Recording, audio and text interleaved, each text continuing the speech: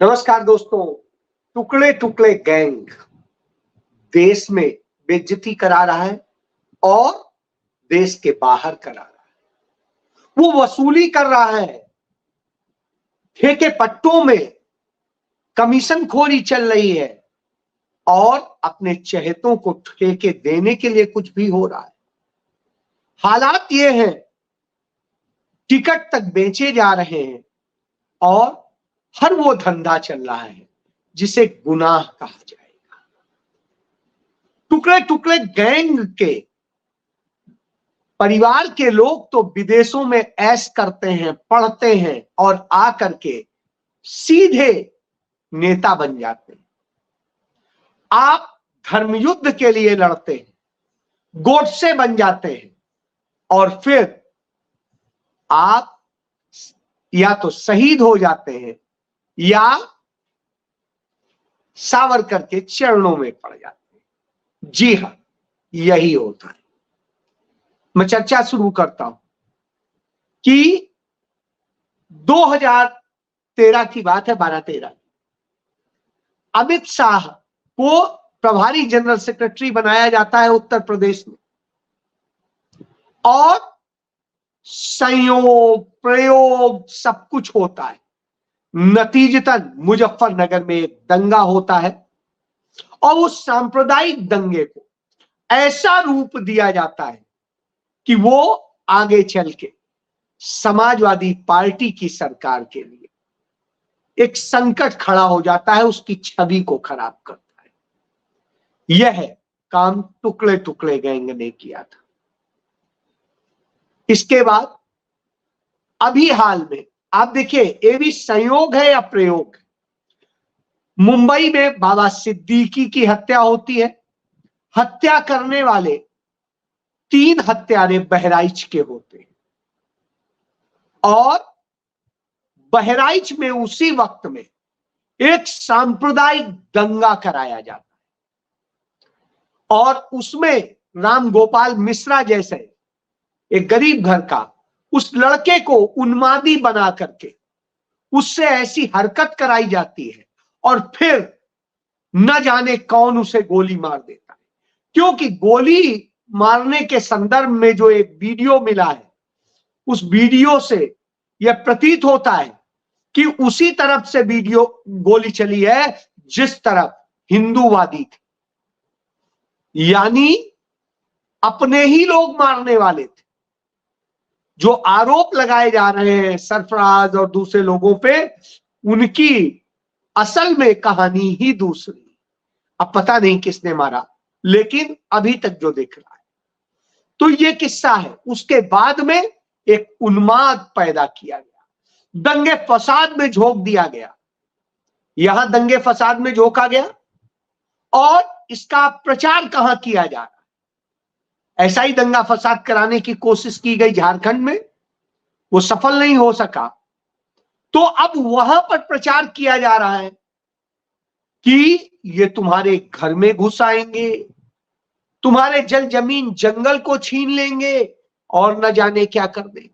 उधर महाराष्ट्र के चुनाव में वहां पर भी यही किया जा रहा है। देखो, ये ऐसे हैं, ये दंगे करते हैं, ये तुम्हारे लोगों को मारते हैं, ये करते हैं, और यह करके बीजेपी लाभ उठाने की कोशिश कर।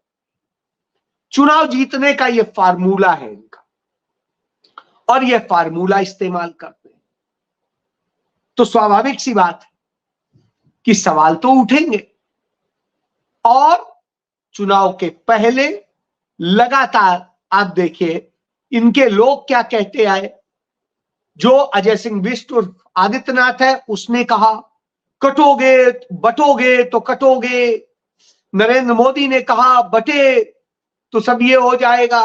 मोहन भागवत ने यही कहा और आपको धर्मांध बना दिया। आप पागल हो गए, नंगे पांव वो सब चले जा रहे हैं। लेकिन इनके बच्चे गोली मारो सालों का कहने वाला, वो अनुराग ठाकुर का लड़का विलायत में पढ़ता है, वहां से पढ़ के आएगा, बड़ा बिजनेस कर रहा है और सब कुछ करेगा, ऐश करेगा। सुषमा स्वराज की बेटी बांसुरी सुरा जाती हैं आज विदेश से पढ़ के और आके अचानक एकदम से सांसद बन जाती हैं। आप ये देखिए, इसी तरीके से आप चाहे ज्योतिरादित्य सिंधिया के बेटे को देख लीजिए, चाहे किसी और के बेटे को, ये सब आते हैं और पैरासूट की तरीके से बन के खड़े हो जाते हैं सब। लाल आप जो है कल्याण सिंह के पोते को देख लीजिए, कल्याण सिंह के पोते ने, बेटे ने, किसी ने भी कार सेवा नहीं करी और स्थिति यह है कि कल्याण सिंह का पोता आज भारी भरकम विदेश से पढ़ के आता है और उसके बाद में ऐसे सीधे मंत्री बन जाता है। आपका बच्चा क्या बना? आतंकवादी? आपका बच्चा अपराधी? आपका बच्चा धर्मांध? आपका बच्चा बेरोजगार? आपका बच्चा जाने क्या क्या? यही है, क्योंकि वो बेरोजगार सैकड़ों को उसी तरीके से करेगा और वोट बैंक तैयार करेगा। यही भाजपा की, इसी को तोड़ो तोड़ो गैंग, टुकड़े टुकड़े गैंग कहते हैं। और ये टुकड़े टुकड़े गैंग फिर क्या करता है? टिकट के लिए भी पैसा लेता है। टिकट के लिए कैसे लेन देन होता है, इसके भी उदाहरण आज सामने आ रहे हैं। आप ये देखिए कि किस तरीके से प्रहलाद पटेल हैं, प्रहलाद जोशी हैं नरेंद्र मोदी के सबसे क्लोज मंत्रियों में से, और प्रहलाद जोशी के भाई बहन भतीजे, इन्होंने मिल करके तमाम लोगों से पैसे वसूले टिकट दिलाने के, कि अमित शाह साहब से बात हो गई है, वहां पर इस तरीके से चढ़ावा देना है और ये है। अब जब टिकट नहीं मिला, उन्होंने पैसे तो वापस करो। उन्होंने पैसे कहां से वापस करें? पैसे तो दे आए उनको। किनको दे आए? और किनको दे आए? तड़ीपार को दे आए। जी हां, यही हुआ है। और जब यह होता है तो आप समझिए, तो ये उस खेल का हिस्सा है। और उस खेल का हिस्सा कैसे है कि चीजों को जस्टिफाई करने के। आप देखिए, वो ऐसे कहेंगे कि परिवारवाद और दूसरे वाद, जाने कौन कौन से वाद गिनाते। किसी को कहते हैं उम्र दराज हो गए, 75 के ऊपर किसी को कोई पद नहीं, और तमाम लोगों को घर बैठा देते हैं। लेकिन उसी हरियाणा में 76 साल के एक मिस्टर राणा है, उन्हें मंत्री बना दिया जाता है, उन्हें टिकट दिया जाता है, फिर मंत्री भी बना दिया जाता है। इसी तरीके से परिवारवाद की निशानी देख लीजिए, लगातार पूरी है। चाहे आरती राव की बात कर लीजिए, चाहे आप बंसीलाल के परिवार की बात, श्रुति चौधरी की बात कर लीजिए, चाहे और तमाम सारे परिवारवाद, वो भी सामने खड़े। तो न परिवारवाद से कोई परहेज है, न किसी और चीज से परहेज है, न भ्रष्टाचारियों से परहेज है, न देशद्रोहियों से परहेज है। सिर्फ जीतना है। एनी हाउ सरकार चाहिए, क्योंकि जब सरकार होगी तभी तो लूटेंगे, और लूटेंगे तभी तो ऐश करेंगे, और इनको धर्मांधता में लड़ाएंगे, फंसाएंगे। उदाहरण देखिए कि किस तरीके से जो national highway authority of India है, NHAI, उसने जो रेट घोषित किया हर रोड का, कि एक रोड बनने का औसत रेट कितना है, और जो उसने रेट घोषित किया 18 करोड़, उसकी बजाय डबल रेट पर महाराष्ट्र में सड़क बनाने का काम दिया जाता है। और कैसे दूसरे जो है टेंडर में जो और लोग आ जाएंगे, ने भीड़ बढ़ जाएगी, उसको हटाने के लिए उसमें 10% टनल का जोड़ दिया जाता है। 10% टनल होती है, लेकिन उसे टनल बता दिया जाता है, और नतीजा ये होता है कि उसमें तमाम सारे टेंडर अनफिट हो जाते हैं, और फिर जिसको देना है उसे दे देते हैं। नियम के तहत एक को 2 से ज्यादा नहीं मिलने चाहिए, 4 दे दिए जाते हैं, और इस तरीके से ठेके दे करके लूट की जाती है। तो लूट का मॉडल है टुकड़े टुकड़े गैंग का। तो टुकड़े टुकड़े गैंग किस किस तरीके से काम करता है? बाबा सिद्दीकी की हत्या को जस्टिफाई करने के लिए हत्या अभियुक्त का पुलिस अभिरक्षा में इंटरव्यू कराया जाता है और उस इंटरव्यू में वो कहता है बाबा सिद्दीकी कोई अच्छा आदमी थोड़ी ना था, मतलब वो सर्टिफिकेट दे रहा, वो जो है अपराधी था, वो तो दाऊद से मिला हुआ था, वो तो इससे मिला हुआ था। अरे भाई, दाऊद से मिला हुआ था तो नरेंद्र मोदी की ही सरकार केंद्र में थी, नरेंद्र मोदी की ही सरकार राज्य में थी, एनआईए, सीबीआई, ईडी और वो सारे डीआरआई और सब, पुलिस, सीआईडी, सब कुछ तो उनका। करते गिरफ्तार, मुकदमा चलाते, जेल डालते, क्यों? क्योंकि सिर्फ कहानी बतानी। तो ये कहानी बता करके जस्टिफाई कराने का काम किया जाता है, यह स्थिति है। और वो कौन कर रहा है? जो अपराधी है। अब आप सोचिए अपराधियों को किस तरीके से ये किया जाता है। फिर आप देखिए कि जहां एक तरफ ये सब खेल चलता है, वहीं दूसरी तरफ हमारे देश के सम्मान से खिलवाड़ कराने का काम भी ये टुकड़े टुकड़े गैंग करता है। पहले कनाडा बार बार आरोप लगा रहा था और उसने हमारे अपने राजनयिक बुला लिए और हमारे राजनयिकों को वहां से बाहर कर दिया।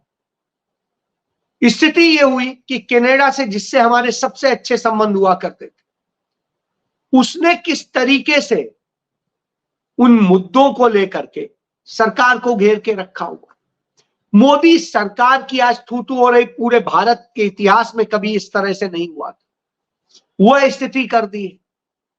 और उसके बाद अब अमेरिका की कोर्ट ऑफ जस्टिस ने साफ साफ कह दिया है कि नरेंद्र मोदी सरकार के गृह मंत्री अमित शाह और अजीत डोभाल आदि लोगों ने विकास यादव नाम से जो रॉ का एजेंट था, उसके जरिए कैसे हत्याएं प्लान करें और क्या क्या खेल किए और देश की संप्रभुता पे खतरा घोषित किया और उसे एफबीआई ने वांटेड घोषित कर दिया है। अब आप समझिए, तो यह स्थिति है। पहली बार भारत के इतिहास में इस तरह से थू-थू हो रही है, यह हालत हो गई। क्यों हो गई? इसकी बड़ी वजह है कि हमारे देश में आज ऐसे टुकड़े टुकड़े गैंग के लोगों का सम्मान होने लगा है। रामगोपाल मिश्रा जो घिनौना काम कर रहा था, उसके लिए उसे सजा देने की बात करना, उसको और चीजों की बात करना, दंगा फसाद करने वालों के खिलाफ कार्रवाई करना, उस पर बात नहीं हो रही। उसे हीरो बनाया जा रहा है, जैसे वो बड़ा महान कार्य करने चला था। तो साहब, उसने अपराध किया था, निश्चित रूप से कुछ प्रतिक्रिया हुई होगी, नहीं हुई, किसने मारा, इसको इन्वेस्टिगेट कीजिए, ठीक है। दोनों को कानून के तहत दोनों अपराधों को गिनिए और फिर उचित कीजिए। एक चीज। दूसरी कि इस तरीके से महिमा मंडन ना कीजिए, लेकिन ये सब किया जाता है। तो इसी का उदाहरण मिलता है कि किस तरीके से जो गौरी लंकेश का हत्यारा था, यहां तो आप कह रहे हैं उस हत्यारे को, जिसका हत्या का भी वो भी प्रूव नहीं, वो सरफराज और सबको आप जाने क्या क्या बता देते। वहीं दूसरी तरफ पत्रकार गौरी लंकेश के हत्यारे को आप माला पहनाते हैं, उसका सम्मान करते हैं। आप पुलिस इंस्पेक्टर सुबोध कुमार सिंह के हत्यारों को माला पहनाते हैं, उनका सम्मान करते हैं। आप जिस तरीके से दूसरे और मर्डरर्स का करते हैं सम्मान, और इसके बाद रेपिस्ट का सम्मान करते हैं। आप भ्रष्टाचार करने वाली जो माधवी बुच है, उसका सम्मान करते हैं, आप सम्मान करते हैं रेपिस्ट का, लेकिन आपको नफरत होती है उन लोगों से जो जोड़ने का काम करते हैं। तो यह स्थिति है, तो आप इससे समझ लीजिए। दूसरी तरफ आप धर्म का पताका और सब फहराने की बात करते हैं। काशी विश्वनाथ बाबा के मंदिर में ठेका वहां भी गुजरातियों को दे देते हैं। बनारस की मिठाई कौन नहीं खाया, सबसे अच्छी मिठाई होती है, 1 दर्जन तरह की मिठाई बनती है। लेकिन साहब काशी विश्वनाथ जो वहां की जान है, उसके प्रसाद का पूरा ठेका गुजरात चलाएगा और अब प्रसाद भी डबल रेट पे हो जाएगा। तो यह स्थिति है। इसके अलावा जिस तरीके से होता है वो आप समझ लीजिए। तो आपको लूटना, आपको करना और उस सारे पैसे से ये खेल करना और फिर टिकट देने दिलाने के नाम का जो पूरा धंधा है वो चलाना।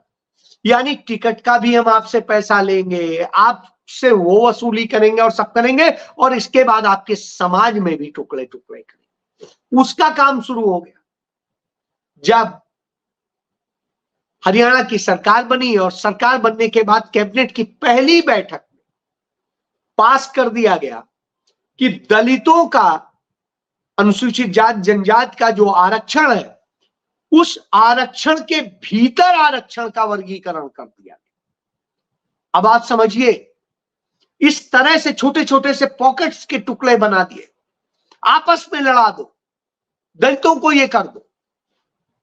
कभी आप ये बंटवारे दूसरी और चीजों में क्यों नहीं करते, इन्हीं में करें। तो यह इस बात का संदेश है कि कैसे आपको लड़ाना, आपको बांटना, आपको वो करना और उसके बाद में खुद ऐश करना है। आप देखिए कि इसी तरीके से छत्तीसगढ़ में और झारखंड में आदिवासियों के अंदर फूट डालने का काम किया गया, इसी तरीके से मणिपुर में किया गया, इसी तरीके से महाराष्ट्र में किया गया। और जब इस तरह की घटनाएं होती हैं, निश्चित रूप से चिंताजनक होती है।